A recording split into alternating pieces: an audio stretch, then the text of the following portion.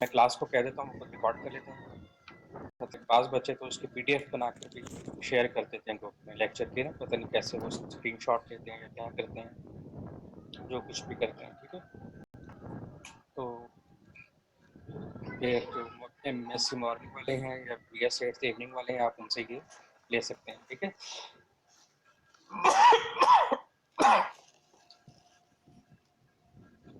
पिछले कोर्स में आपने क्या कुछ पढ़ा था, याद है आपको? न्यूमेरिकल एनालिसिस 1 में जी सर। क्या क्या पढ़ा था आपने? आइए मुझे जरा प्लीज। सर एक मिनट। शाबाश।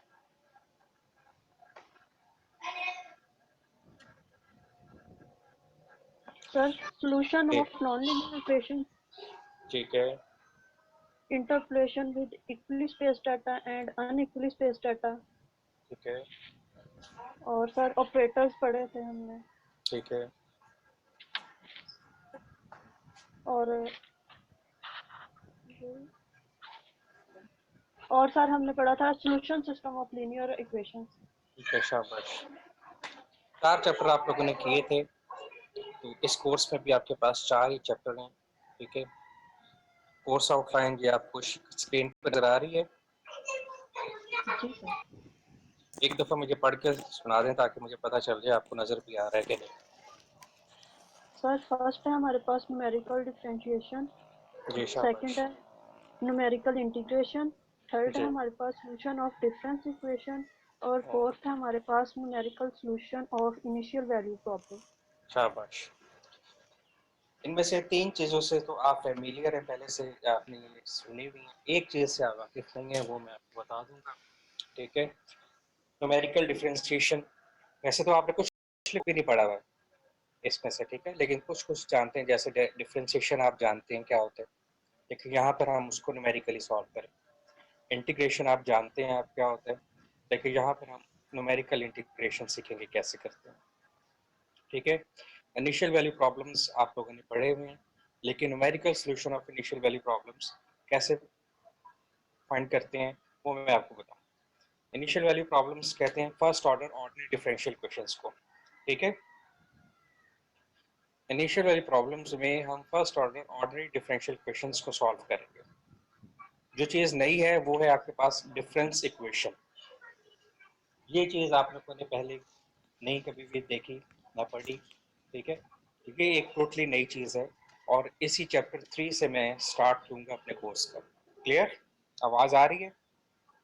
यस जी सर। सर। जी सर, आ तो रही है आवाज। कोर्स बहुत आसान है, कोर्स में कोई ऐसी परेशानी वाली बात नहीं है। न्यूमेरिकल एनालिसिस 1 से भी ज़्यादा आसान है। 1 में भी आपने देखा होगा कि फार्मूलाज बहुत ज़्यादा होते हैं।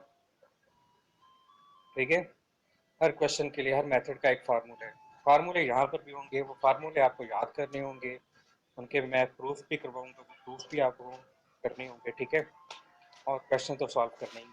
ठीक है, तो चैप्टर नंबर 3 से हम स्टार्ट लेते हैं। तो चैप्टर नंबर 3 है यहाँ पे शायद कहीं पर ये है। ठीक है, नजर आ रहे जी हैं? सर। जी सर। जी, जी sir. Solution of difference equation. पहले तो सबसे पहले हम देखेंगे कि डिफरेंस इक्वेशन क्या होता है।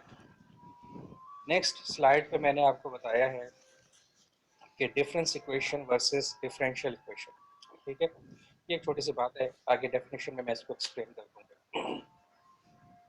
Difference equation is similar to the differential equation. ठीक है, डिफरेंस इक्वेशन जो है वो डिफरेंशियल इक्वेशन से सिमिलर है। आज मेरी क्लास लेट हो गई, टाइम मुझे याद नहीं रहा, मैं काम ही कर रहा था आप लोगों का, तो क्या आप मुझे ना याद करवा दिया करें।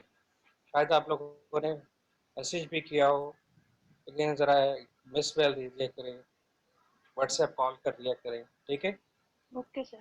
Okay sir. जी, तो मैंने भी आपको बताया कि डिफरेंस इक्वेशन और डिफरेंशियल इक्वेशन सिमिलर। ठीक है, तो सिमिलर का तो हमें बाद में पता चलेगा जब हमें पता होगा कि डिफरेंशियल इक्वेशन क्या होती है। तो किसी को पता है डिफरेंशियल इक्वेशन क्या होती है? शाबाश।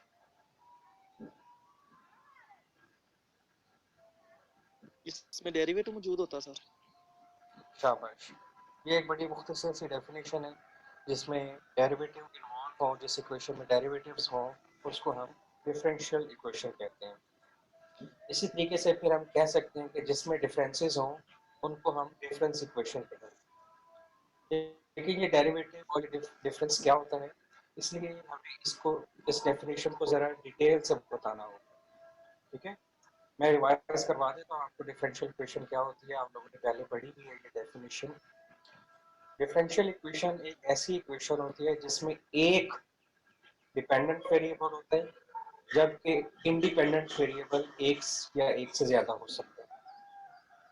ठीक है, अगर मैं आपके सामने बोल करूँ d y over d x, इसमें से इंडिपेंडेंट कौन सा है और डिपेंडेंट कौन सा है, बताएंगे आप मुझे? एक्स इंडिपेंडेंट है, वाई डिपेंडेंट है सर। वाई डिपेंडेंट है जबकि एक्स इंडिपेंडेंट है। क्लियर? क्योंकि इसमें एक ही इंडिपेंडेंट वेरिएबल है, लिहाजा हम इसको कहते हैं ऑर्डिनरी डेरिवेटिव। लेकिन अगर इंडिपेंडेंट वेरिएबल एक से ज्यादा हो तो फिर हम उसको कहते हैं पार्शियल डेरिवेटिव। क्लियर? समझ आ गई ना आपके?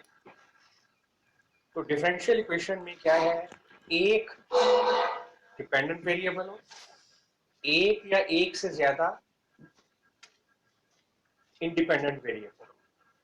एक बात है। दूसरी बात ये, डिपेंडेंट वेरिएबल के डेरिवेटिव्स हों with respect to independent variables, तो फिर हम उस इक्वेशन को कहते हैं डिफरेंशियल इक्वेशन। क्लियर? अगर इंडिपेंडेंट वेरिएबल उसमें एक ही है तो फिर हम उस इक्वेशन को कहेंगे वो ऑर्डिनरी डिफरेंशियल इक्वेशन।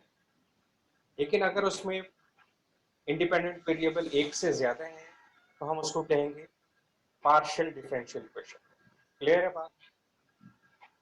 जी सर। जी सर। कोई confusion? No sir. No sir. शाबाश। डिफरेंस इक्वेशन बिल्कुल इसी से मिलती जुलती है, लेकिन एक फर्क है। पहला फर्क वो ये है कि डिफरेंस इक्वेशन में इंडिपेंडेंट वेरिएबल एक ही होता है, डिपेंडेंट भी एक होता है और इंडिपेंडेंट भी एक होता है। क्लियर? Yes sir. दूसरी बात, डिफरेंशियल इक्वेशन की तरह वहां पर डिपेंडेंट वेरिएबल के डेरिवेटिव्स होते हैं with respect to independent variables. यहाँ पर डिपेंडेंट वेरिएबल के डिफरेंसेस होते हैं। ठीक है, ये डिफरेंसेस क्या चीजें हैं? आप लोगों ने पिछले कोर्स में कुछ ऑपरेटर पढ़े हैं, जैसे forward difference operator, backward difference operator, central difference operator, average operator, average difference operator पढ़े? जी सर। जी ठीक सर है, बड़े। तो ये उन डिफरेंसेस की बात हो रही है। ठीक है, और डिफरेंस टेबल भी बनाए होंगे। Yes sir. और डिफरेंस टेबल कैसे बनाते हैं आप? सर फॉरवर्ड और बैकवर्ड वो बनाते हैं वाई वैल्यूज से। जी सर। ऐसा ही है? जी तो सर। वो वाई वैल्यूज कहाँ से आती हैं? फंक्शन में एक्सपुट करके। जी सर। क्लियर है ना बात? ठीक। Yes sir clear.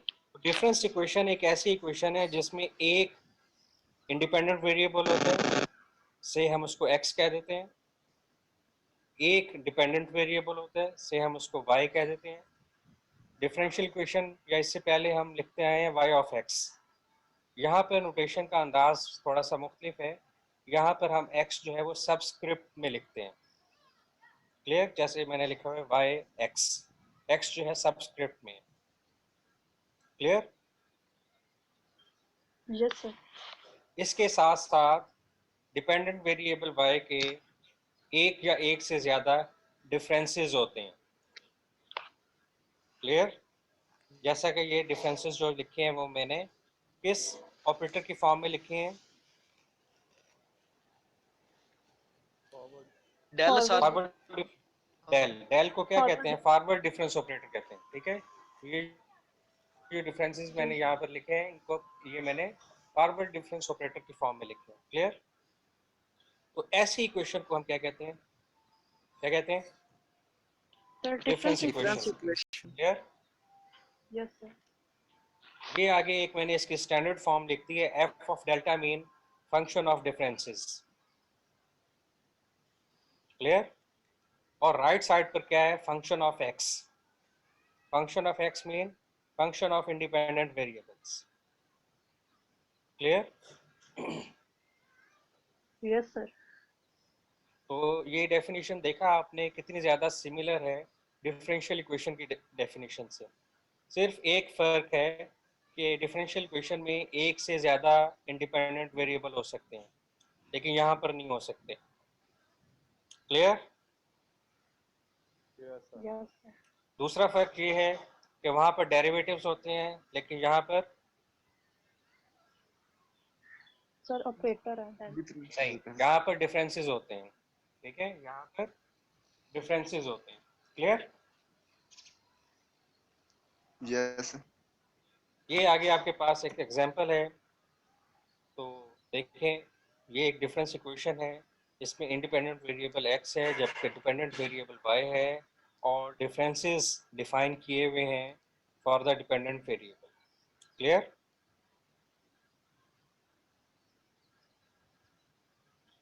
Yes sir. शाबाश। नेक्स्ट आपके पास ये एक और एग्जांपल है जिसमें फंक्शन ऑफ इंडिपेंडेंट वेरिएबल क्या है?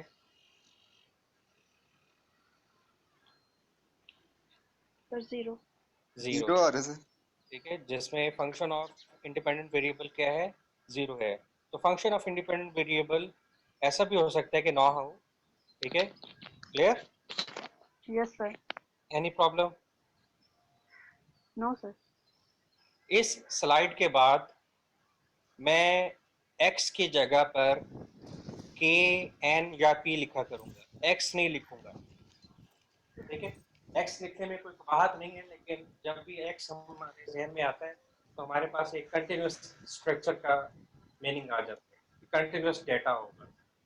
जबकि डिफरेंस इक्वेशन में डेटा कंटिन्यूस नहीं होता बल्कि डिस्क्रीट होता है। ठीक है, जब कंटिन्यूस की हम बात करते हैं तो 1 और 2 के दरमियान वाले नंबर भी हम हमारे जहन में आते हैं, जबकि डिफरेंस इक्वेशन में ऐसा नहीं है। डाटा डिस्क्रीट होता है, 1 पर वैल्यू होती है, 2 पर, 3 पर, 4 पर। आपको पता है रेफरेंस टेबल पीछे आप लोगों ने बनाए हैं, तो वैल्यूज जो है वो कुछ खास नंबर्स पर होती हैं, उनके बिटवीन फंक्शन का क्या बिहेवियर है उससे हमें कोई कंसर्न नहीं होता। कुछ नंबर्स पर वैल्यूज गिवन होती है। क्लियर है ना बात? Yes sir. ठीक है, तो इसके बाद इस स्लाइड से आगे मैं x नहीं लिखा करूंगा। x यहाँ पे सिर्फ इसलिए लिखा था ताकि आप इसको जरा मैच कर सकें डिफरेंशियल इक्वेशन की डेफिनेशन के साथ। ठीक है, क्योंकि डिफरेंस इक्वेशन में डेटा डिस्क्रीट होता है, तो डिस्क्रीट नंबर्स के लिए हम आमतौर पे x नहीं लिखते बल्कि n, p, q, k वगैरह लिखते हैं। ठीक है, तो आमतौर पे मैं आगे n या k लिखा करता हूँ। क्लियर है बात? ठीक है, जी सर। जी सर। यानी कि आपका आगे इंडिपेंडेंट वेरिएबल जो होगा तो उसको मैं n, k, p वगैरह से डिनोट करूँगा, जबकि ओके सर। डिपेंडेंट वेरिएबल आमतौर पर मैं y, इसके अलावा u, v, w वगैरह भी होगा कहीं पर। क्लियर? यस जी सर। सर। अच्छा, ये मैं फौरन ही जंप कर दिया चैप्टर 3 की तरफ। मैंने आपको बुक्स तो बताई ही नहीं। ठीक है, मैं 1 मिनट आपको पहले बुक्स भी बताता हूँ।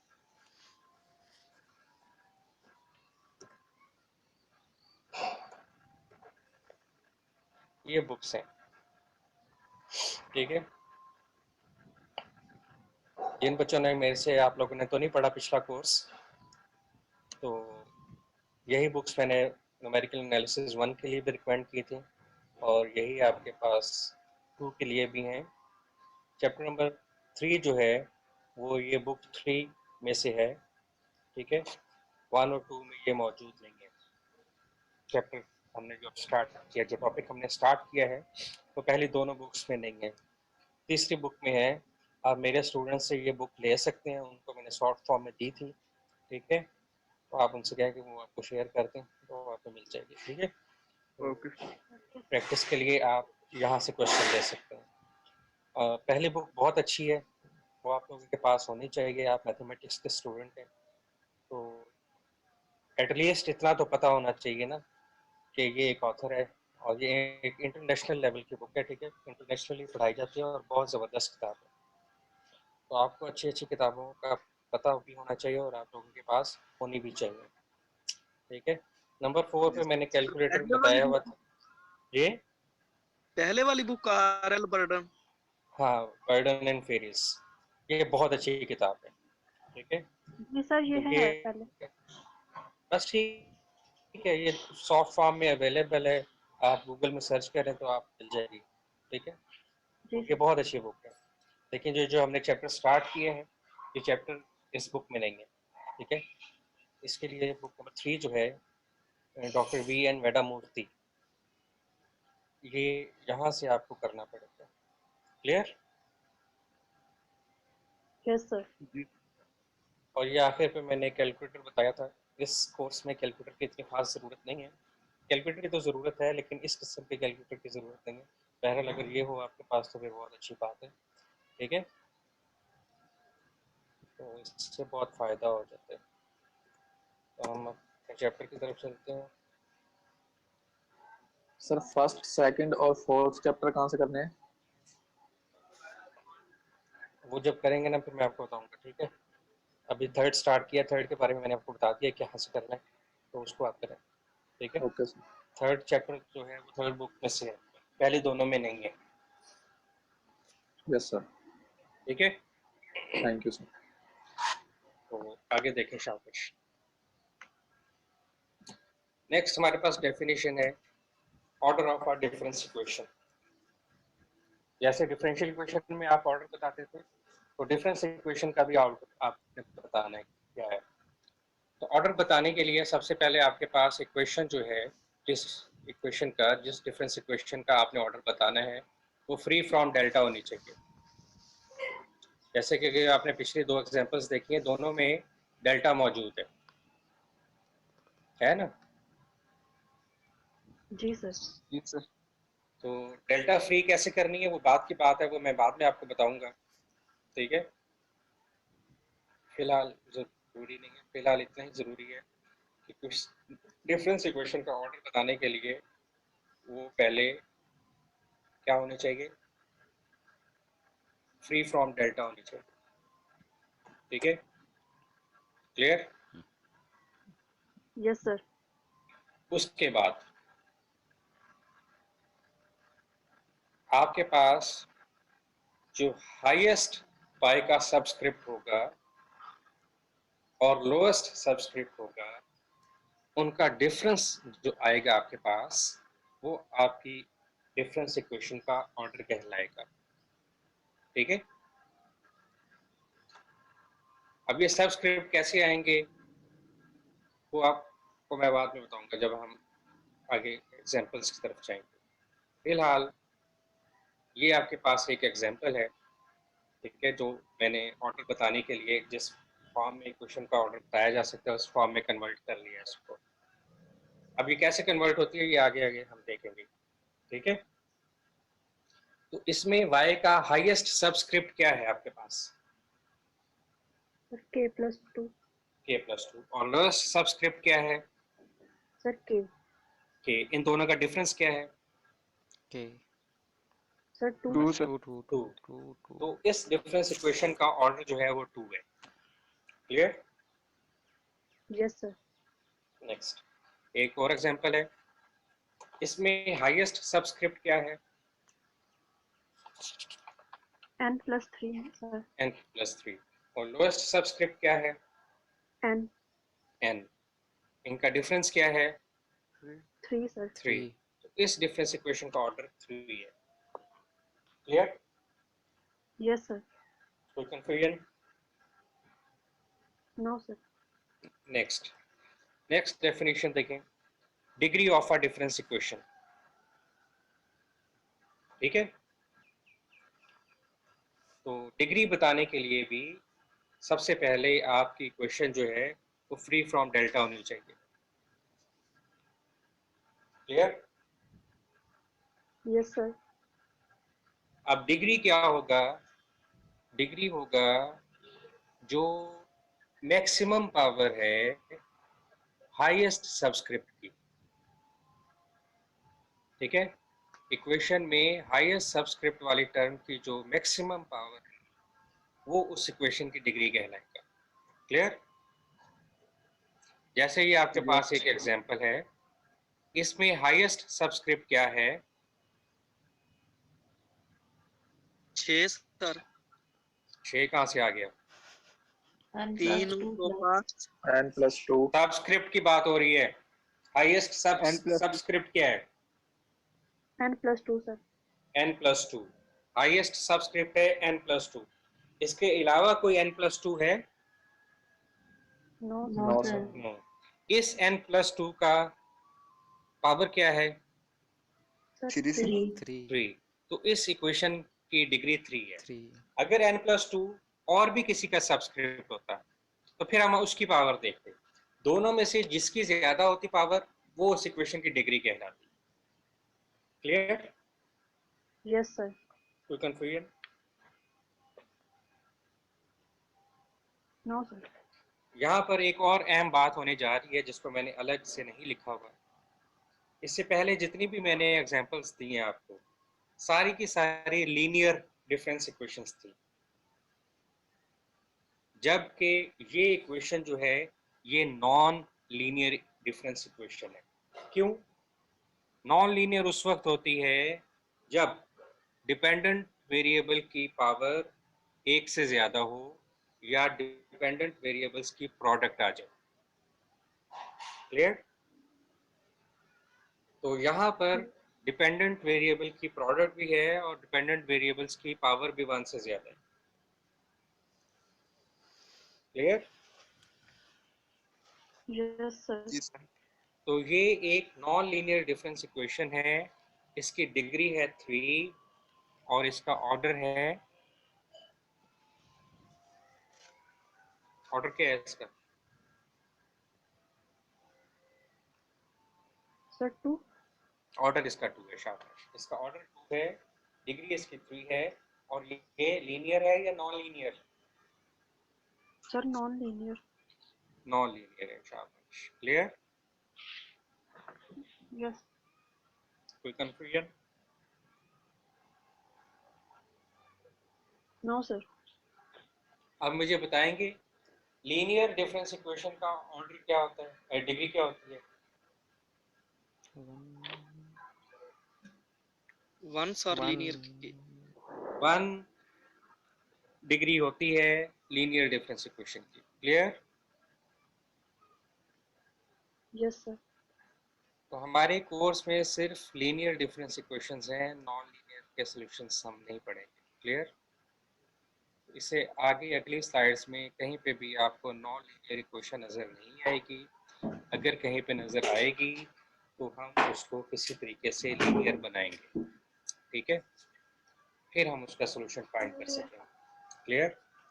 Yes, sir. वैसे नॉन लीनियर डिफरेंस इक्वेशंस के हम सॉल्यूशन नहीं बनाएंगे। अगर आपके पास नॉन लीनियर इक्वेशन आती है तो उसका सॉल्यूशन फाइंड करने के लिए आप उसको लीनियर बनाएंगे कोई सूटेबल सब्स्टिट्यूशन करने के बाद।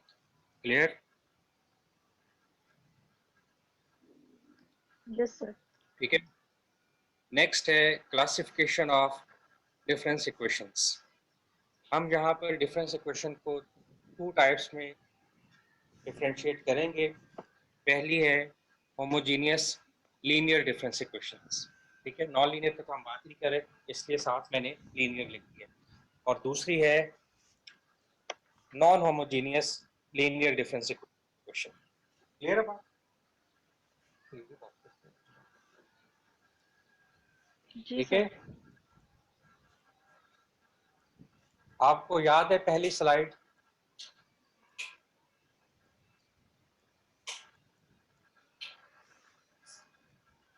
आपको याद है पहली स्लाइड जिसमें मैंने 2 एग्जांपल्स दी थी,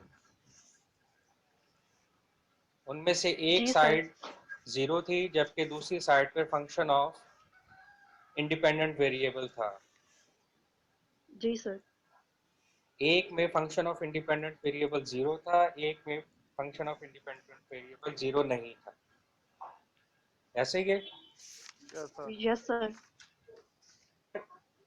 फंक्शन ऑफ इंडिपेंडेंट वेरिएबल 0 हो तो हम कहते हैं कि वो इक्वेशन होमोजीनियस है।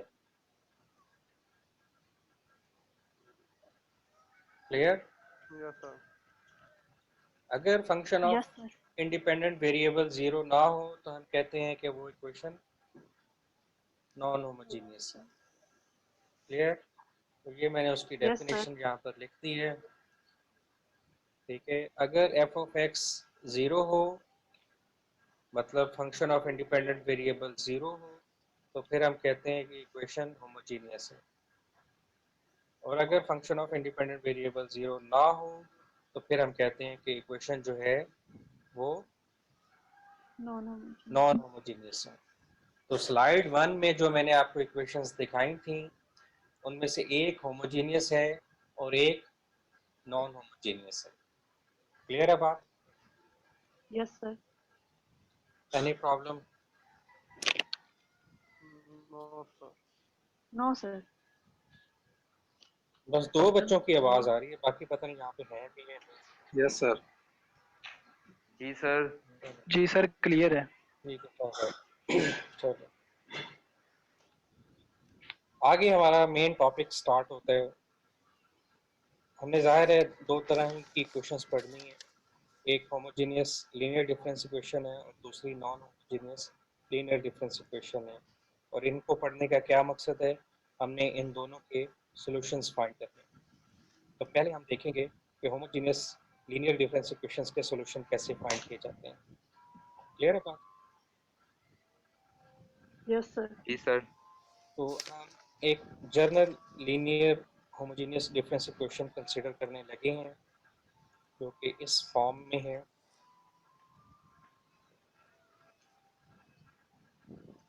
देख लिया आपने इक्वेशन? जी सर। ये जो ए आपको नज़र आ रहे हैं ये सारे कांस्टेंट हैं।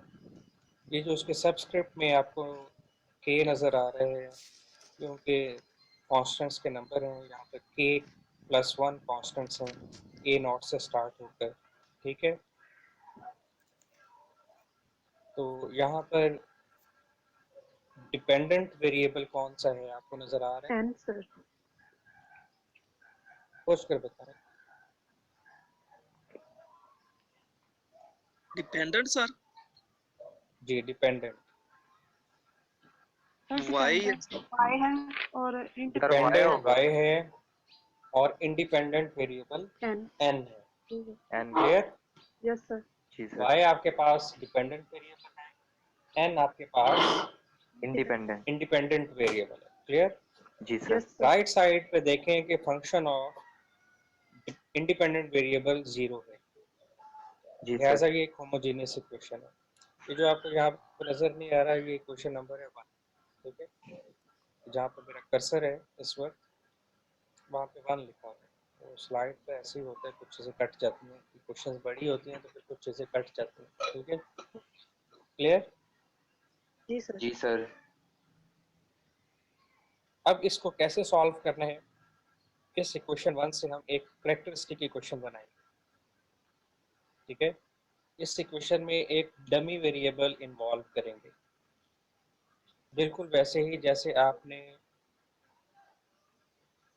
Homogeneous higher order differential equations solve की थी। याद है किसी को? Higher order homogeneous differential equations आपने सॉल्व की थी ना? बहरहाल नहीं याद तो कोई मसला नहीं, आप जाकर देख सकते हैं। इनका सॉल्यूशन उनके साथ बहुत ज़्यादा सिमिलर है, सॉल्यूशन टेक्निक जो है उससे बहुत ज़्यादा मिलती जुलती है, लेकिन सॉल्यूशन लिखने का तरीका थोड़ा सा डिफरेंट है। ठीक है, तो यहाँ से हम एक सब्स्टिट्यूशन करेंगे इस इक्वेशन में। हम yn को सब्स्टिट्यूट कर देंगे a r raise to power n से। क्लियर? जी सर। जी सर। जी सर। और ये जो कैपिटल A आपको नजर आ रहा है ये एक कांस्टेंट है, ठीक है। n आपको नजर आ रहा है कि वही आपका इंडिपेंडेंट वेरिएबल है। r एक यहाँ पर डमी वेरिएबल, ठीक है। जी सर। इस r की वजह से आपके पास जो इक्वेशन आएगी, कैरेक्टरिस्टिक इक्वेशन आएगी जो r पे डिपेंड कर रही है। अभी जो इक्वेशन आपके पास 1 है वो y पे डिपेंड कर रही है, ठीक है। हम यहाँ से y ख़त्म करके इक्वेशन को एक नए डमी वेरिएबल की शक्ल में लिखना चाहते हैं, ठीक है। इक्वेशन 1 में जब आप ये सब्स्टिट्यूशन करेंगे, सब्स्टिट्यूशन करने के बाद आप r की वैल्यूज़ फाइंड करें, लेकिन सब्स्टिट्यूशन करते हुए इस चीज़ का ख्याल रखना है कि इस सब्स्टिट्यूशन से ऐसा ना हो कि सारी इक्वेशन ही ख़त्म हो जाए। क्लियर? जी सर। अभी आपको इस चीज़ की शायद समझ ना आए कि क्वेश्चन कैसे ख़त्म होती है, ठीक है। वो जब हम सैंपल करेंगे तो फिर आपको समझ आएगी, ठीक है। बाज़ औक़ात ऐसा होता है कि हम सब्स्टिट्यूशन करते हैं और दोनों तरफ 0-0 हो जाता है, ठीक है। तो ऐसा नहीं होना चाहिए। Clear? Yes sir. Yes sir. लेकिन अगर ऐसा हो जाए तो फिर हम क्या करेंगे? फिर हम अपनी सब्स्टिट्यूशन चेंज करेंगे। हम अपना ये yn जो हम सब्स्टिट्यूट कर रहे हैं ये चेंज करेंगे। फिर हम yn लेंगे a n r raise to power. Clear? ठीक। जी सर। Yes sir. जी सर। लेकिन अगर ये सब्स्टिट्यूशन करने से भी 0 हो जाता है, ठीक है, ये सब्स्टिट्यूशन हमारी दोबारा से फेल हो जाती है, तो फिर हम yn लेंगे a n square r raise to power n। Clear? And so on. Yes sir. जी और सर। अगर ये भी 0 हो जाए तो फिर हम क्या लेंगे? जी सर। बताएं क्या सर लेंगे? an n equal to an cube r। शाबाश। क्लियर है बात? Yes sir. जी सर। कोई कंफ्यूजन? No sir. नहीं। ये सब्स्टिट्यूशन करने के बाद का हमारा स्टेप क्या होगा? हमने r फाइंड करना। क्लियर है? जी सर। तो मैं अपनी पहली वाली ही सब्स्टिट्यूशन इसमें इक्वेशन 1 में पुट सर। करूंगा, yn सब्स्टिट्यूट करूंगा an r raise to power n, और ये मैं मान लूंगा कि इसके पुट करने से इक्वेशन गायब नहीं होती, ठीक है। तो ये आपके पास मैंने yn की जगह पर a r raise to power n put किया और इक्वल 0 आ गया। 0 यहाँ पर लिखा हुआ नजर नहीं आ रहा, स्लाइड में से कट गया। तो बताएं ये इक्वेशन आपको समझ आ गई कैसे आएगी?